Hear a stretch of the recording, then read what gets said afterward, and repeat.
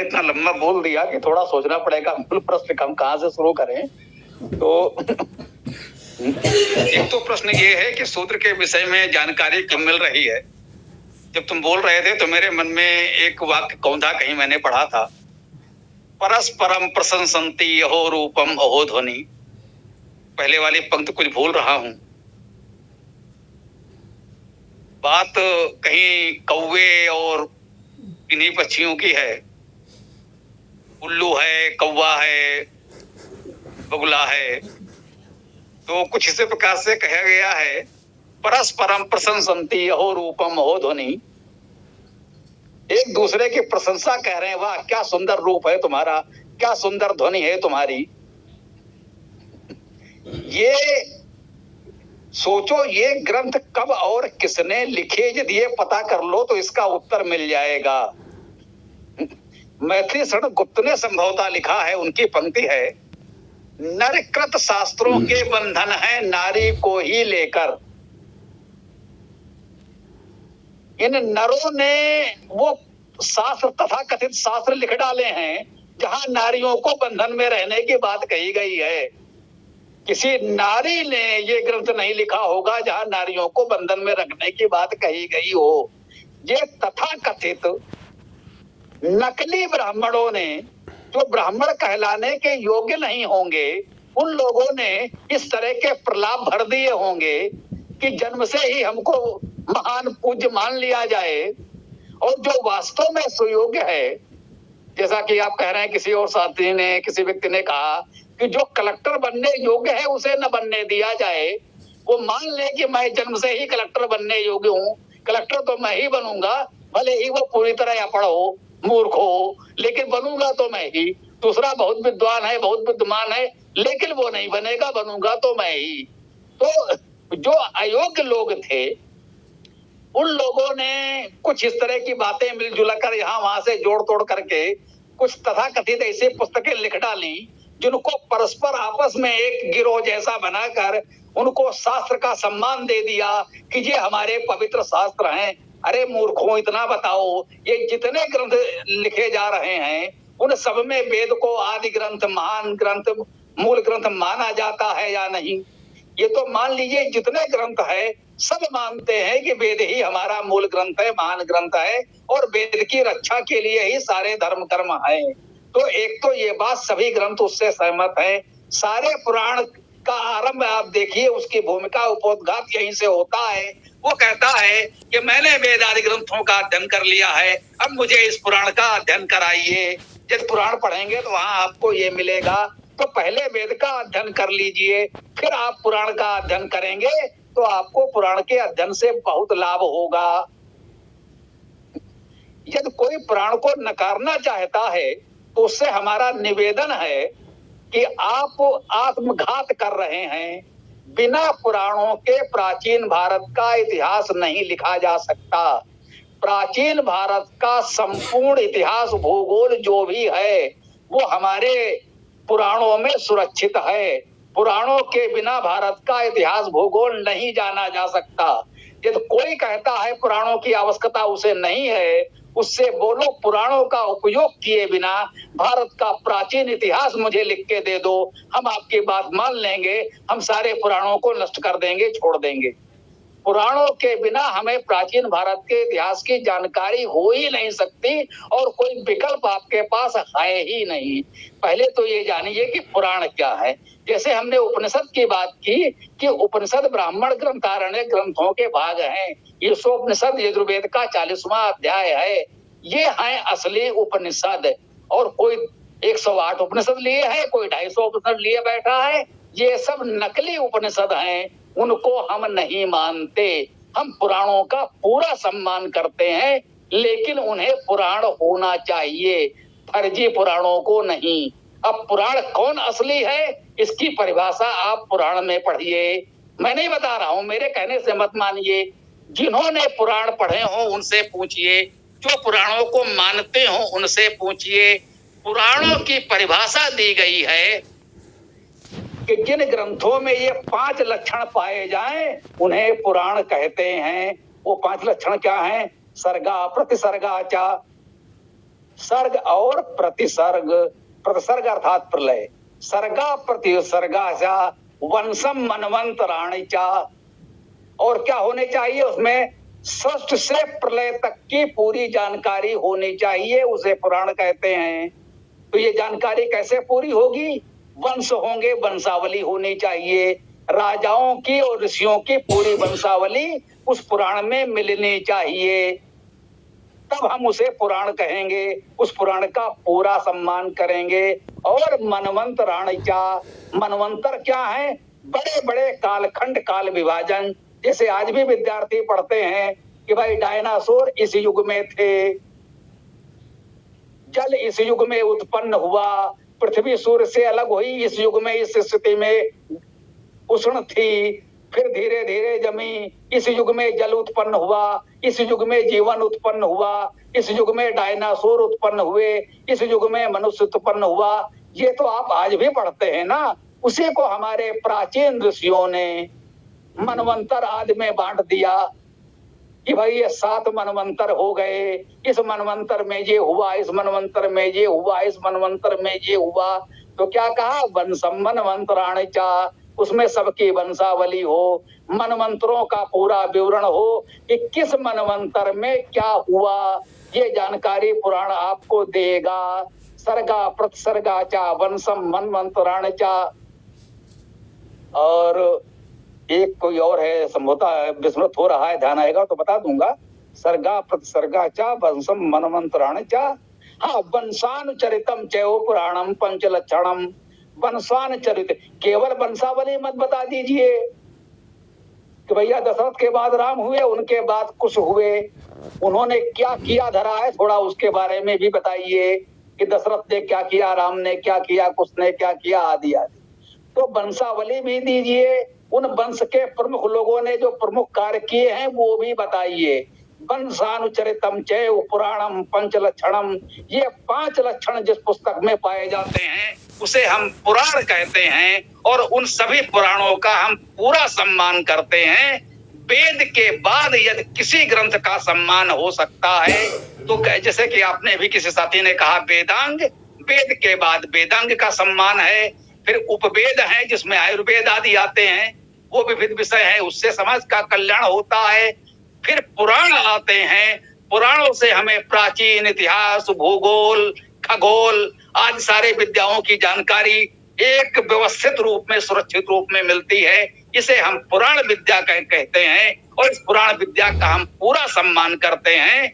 लेकिन ऐसे पुराण संभवतः 5 हैं, और ये 18 महापुराण, 18 उप पुराण, और जाने कितने अहरे गहरे पुराण, जो इतने सारे पुराण बना डाले हैं, वो अधिकांश तो बिल्कुल व्यर्थ के पुराण हैं। लेकिन जो वास्तविक पुराण हैं उनका हम पूरा सम्मान करते हैं। उसकी परिभाषा और पहचान बता रहा हूं, नाम नहीं बता रहा हूं। जिनमें ये 5 लक्षण मिलते हैं उन्हें पुराण कहते हैं, उन पुराणों का हम पूरा सम्मान करते हैं। मैंने वैदिक इतिहास पुस्तक इन्हीं पुराणों का आधार लेकर लिखी है। भूमिका में हमने लिखा है कि विश्व पुराण को हमने आधार बनाया है, और उसमें अन्य ग्रंथों का सहयोग लेकर हमने वैदिक इतिहास लिखा है। और कोई आर्य समाज का विद्वान, कुछ आर्य समाजियों ने पुराणों पर बात की, मैंने कहा किसी आर्य विद्वान ने, किसी आर्य समाजी विद्वान ने पुराणों का उपयोग किए बिना भारत का इतिहास लिख दिया हो तो जरा उस विद्वान का नाम बताइए, मैं नमन करूंगा। तो पुराणों का पूरा महत्व है, उसे हम नकार नहीं रहे हैं। हाँ ठीक है, धर्म के विषय में वेद सर्वोच्च है। पुराणों से आप इतिहास भूगोल सीखिए। इतिहास भूगोल में कुछ अच्छी बुरी घटनाएं हुई होंगी, वो भी पुराणों में लिखी होंगी, उनको आप धर्म का आधार प्रमाण मत मान लीजिएगा। इतना अवश्य कह सकते हैं कि बहुत सी घटनाएं परिस्थिति बस घटित हुई हैं, उनको आप ये मत मान लीजिए कि इस पुराण में कहा गया है फलाने उस राजा ने उस समय ये कार्य किया था, तो जैसे वो महान धर्म है हमको भी करना चाहिए। तो ये आवश्यक नहीं है। उसने उस विशेष परिस्थिति में जो भी कार्य किया वो उस समय के लिए उसके लिए बहुत अच्छा रहा होगा। आज की परिस्थिति में यदि वो उपयोगी नहीं है तो उसको दोहराना आवश्यक नहीं है। पुराण को पढ़ते समय केवल इतनी सावधानी बरतिए, शेष पुराण बहुत महान ग्रंथ है, हम उसका पूरा सम्मान करते हैं और सबको करना चाहिए।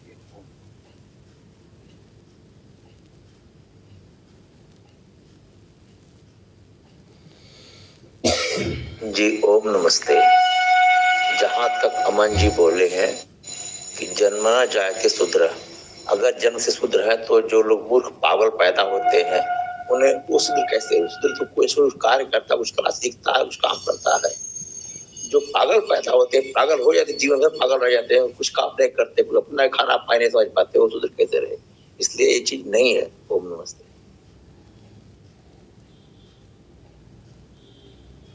जी अमन भैया और भी आपके जो भी साथी जुड़े हैं, कोई भी प्रश्न हो तो रख सकते हैं। जब आप लोग जुड़ते हैं तो हम समय की सीमा भूल जाते हैं। अच्छा लगता है नई पीढ़ी के लोग कुछ अच्छी चर्चा करें, तो कोई प्रश्न हो तो रख सकते हैं। जब आपकी चर्चा समाप्त हो जाएगी तो फिर आज की गोष्ठी समाप्त करेंगे। हाँ बोलो भैया जी। यहाँ पर उपस्थित सभी महानुभावों को मेरा प्रणाम। जी, क्या मेरी आवाज आप तक पहुँच पा रही है? जी जी हम आपको सुन पा रहे हैं, बोलिए। श्री स्वामी शरण जी, मैं आपके सामने पूरी तरह नतमस्तक हूँ क्योंकि इतनी युवा पीढ़ी होने के बाद और जैसा कि आप है, आप तो बुजुर्ग हैं और आजकल हमारे समाज में बुजुर्गों का कोई सम्मान ही नहीं होता अगर देखा जाए तो, लेकिन आपके पास ज्ञान का इतना भंडार है तो मैं उससे संबंधित एक प्रश्न पूछना चाहता हूँ। जी बोलिए भैया जी। जैसे कि आपने वेदों का, वेदांगों का, पुराणों का, इन सभी का मतलब व्याख्यान दिया, लेकिन हमारी जो नई पीढ़ी है, जैसे कि मैं खुद असमंजस में हूँ, अगर हमको पढ़ना शुरू करना है, जैसे कि हमारे पाठ्यक्रम से संस्कृत को भी हटा दिया गया था, मैंने सिर्फ 8 तक पढ़ी है संस्कृत, उसके बाद उसको हटा दिया गया था पूरी तरह।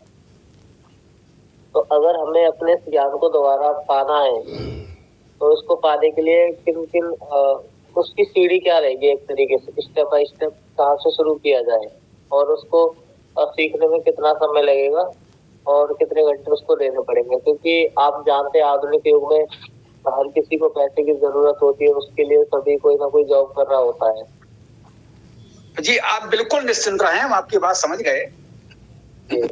आप लोगों के लिए हमने चारों वेदों का सार रूप लघुवेद वेदायन तैयार किया है, अमन जी ने मंगा लिया है। चाहे तो आप भी मंगा लें, वेदायन मंगा लें, एक एक शब्द का अर्थ दिया है। आपको किसी व्याकरण शब्दकोश की भी आवश्यकता नहीं होगी। बिल्कुल जिसे मेडी जी कहते हैं विद्यार्थियों की भाषा में, बिल्कुल सॉल्व पेपर है, जिसे कहते हैं ना सॉल्व पेपर। तो वहां केवल प्रश्न नहीं दिए हैं, उनके पूरे उत्तर हल करके दिए हैं।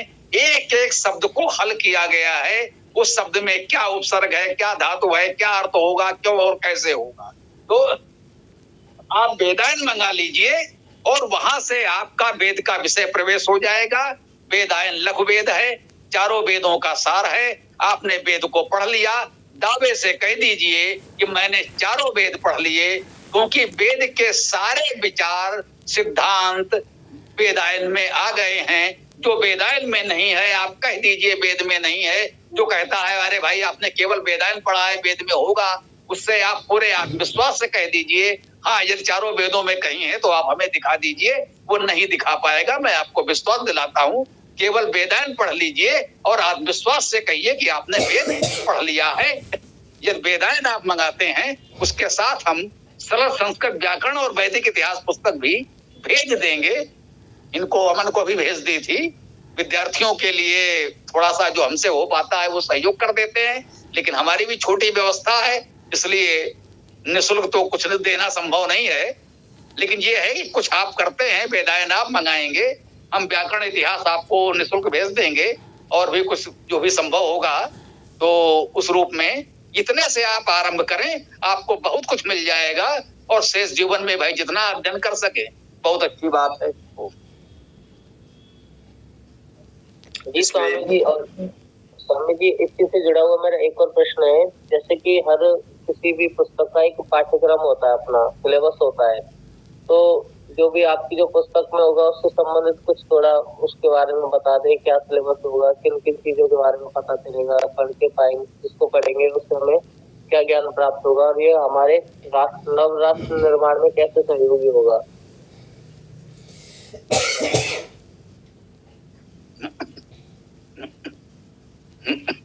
भैया जी अगर अमन जी संपर्क में हो तो एक तो इनको पुस्तक सूची भेज दीजिए। आप हमारे समूह में जुड़े हो या आप हमको व्हाट्सएप कर दीजिएगा तो कुछ सामग्री हम भेज पाएंगे जो आपको हो सकता है कुछ उपयोगी हो, सहायक हो। देखिए, जैसे मैंने कहा, वेदायन लघु वेद है, चारों वेदों का सार है, तो वेद के विषय में जानकारी मिल जाएगी, वेद के सारे विषय मिल जाएंगे। जो वेद में इंद्र सूक्त, स्वराज्य सूक्त, शिव संकल्प सूक्त, मन के विषय में है, ईश्वर क्या है, कैसा है, सृष्टि कैसे बनी, जो भी विषय इस से संबंधित हैं, सब आपको वेदायन में एक साथ मिल जाएंगे इस एकमात्र पुस्तक में। और सहायक पुस्तक के रूप में, जैसा आपने कहा, हम व्याकरण भी भेज देंगे कि भाई संस्कृत भाषा की बिल्कुल सरल भाषा में व्याकरण है, ना रूप रटना है, ना सूत्र रटना है, थोड़े से सिद्धांत समझ लेने हैं, संस्कृत आपको आ जाएगी। ये पुस्तक मंगाकर एक भाई ने उस पर टिप्पणी लिखी थी कि संस्कृत व्याकरण इतनी सरल हो सकती है, कभी सोचा ना था। तो वो इतनी सरल व्याकरण है, कभी सोचा ना था। और वैदिक इतिहास पुस्तक में चारों युगों का, जो कह लीजिए कि जल प्रलय से लेकर के, वैवस्वत मन से लेकर के और गौतम बुद्ध के बाद तक का पूरा क्रमबद्ध इतिहास आपको मिलेगा और पूरी जानकारी तर्कसंगत तरीके से आपको मिलेगी। जैसा कि मैंने कहा कि उसका आधार हमारे पुराण ग्रंथ हैं, रामायण है, महाभारत है, रघुवंश है, अन्य ग्रंथों से जो भी हमें सामग्री मिली है उसे व्यवस्थित करके वैदिक इतिहास में दे दिया है। तो इतना से आप आरंभ करें तो मुझे लगता है कि जो भी आप लोगों का प्रश्न है, जिज्ञासा है, भारतीय धर्म संस्कृत के विषय में जितना आपके लिए आवश्यक है, पूरी जानकारी आपको इतने से मिल जाएगी। जी स्वामी जी, बहुत बहुत धन्यवाद।